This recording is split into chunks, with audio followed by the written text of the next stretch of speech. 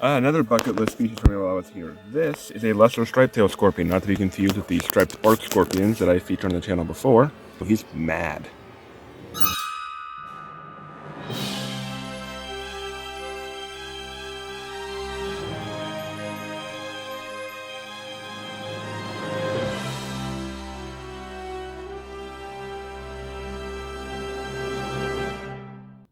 When I arrived at Palo Duro, the second largest canyon system in the United States, what I really wanted to do was hike that said canyon. And so, as soon as I could, I did. Alright, see this wasp here? Looks like you could pack a pretty painful sting, right? So, if I were to reach down here and just grab him. Okay, yeah, I've kind of tricked you. This is a male velvet ant. They do not have stingers. Male wasps do not. So I've featured the female velvet ant on my channel plenty of times before. Where are you going? They have huge stingers, and it's supposed to be really quite painful, but the males have wings that are completely harmless. If I pick them up right now,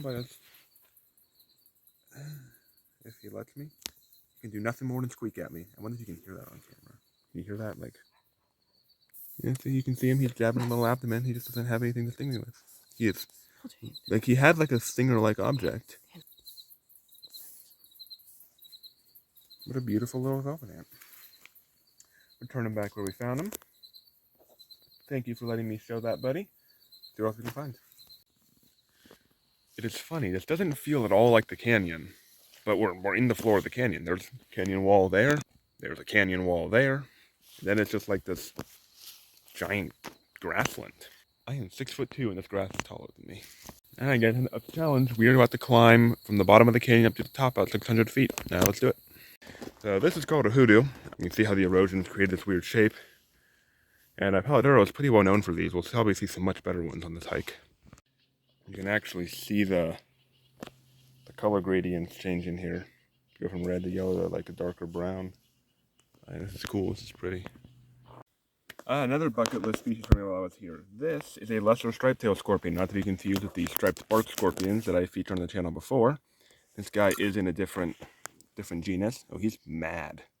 That is the most quintessential scorpion defensive position right there. Stinger up over his head. He's lunging out. I'm going to see if I can...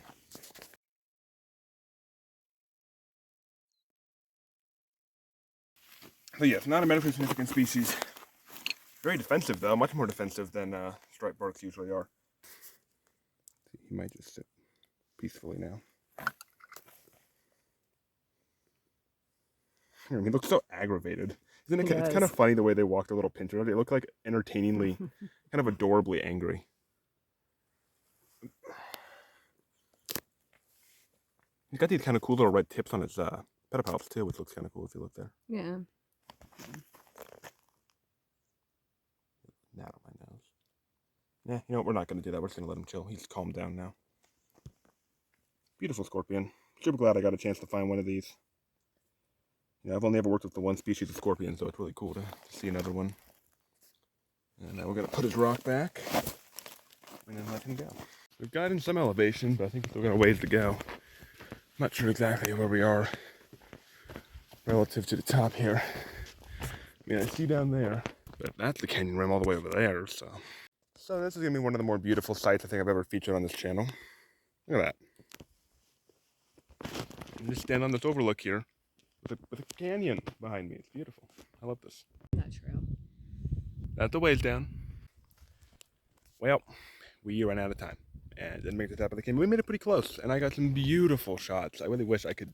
The phone camera just cannot really capture how beautiful this is, but I hope you enjoyed it all the same. I'm Wolf Johnson. Be your host on this episode. See you again soon.